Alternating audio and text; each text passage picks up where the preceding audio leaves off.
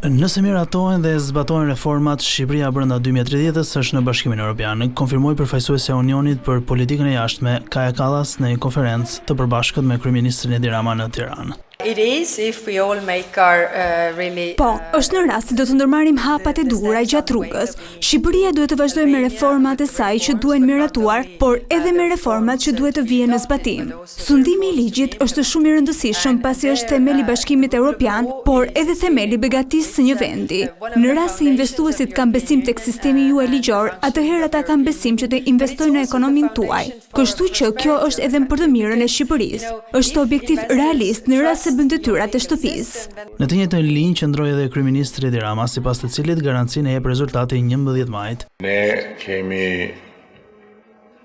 siç e përmendi dhe Kaja më parë, një plan të dakordsuar me Bashkimin Evropian për të mbyllur negociatat në 2027.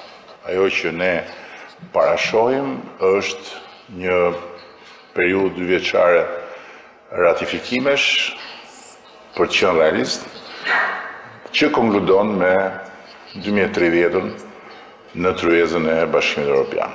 Por sa dëmton rotacioni politik ose mungesa e dialogut mes palëve politike në vend procesin e antarësimit në Union? Është e qartë që në këtë rrugëtim duhet në fakt bashkëpunimi i të gjithë palëve, sepse duhen zbatuar disa reforma shumë të vështira, pra duhen zbatuar plotësisht dhe për këtë duhet mbështetjet e përkrahje e plotë. Ajo që kuptoj unë këtu në Shqipëri është që qytetarët e kanë dhënë mbështetjen e tyre. Bashkimi Evropian nuk vendos kush fiton dhe kush humbet zgjedhjen në Shqipëri, nuk ka një forcë tjetër që e kryen dot këtë mision. Sa i takon ecurisë së reformës në drejtësi, diplomatia konsideroi të rëndësishme për shëndimin e ligjit.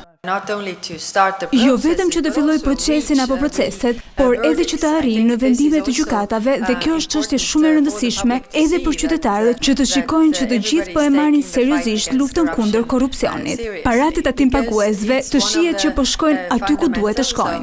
Rama mbylli fjalën duke krahasuar antarësimin në BE me martesën.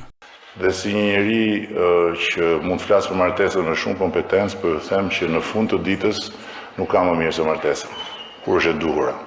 Gjatë vizitës në Tiranë, diplomatia e lartë e Bashkimit Evropian zhvilloi takim me presidentin Bajram Bekaj dhe ministrin e jashtëm Igli Hasani.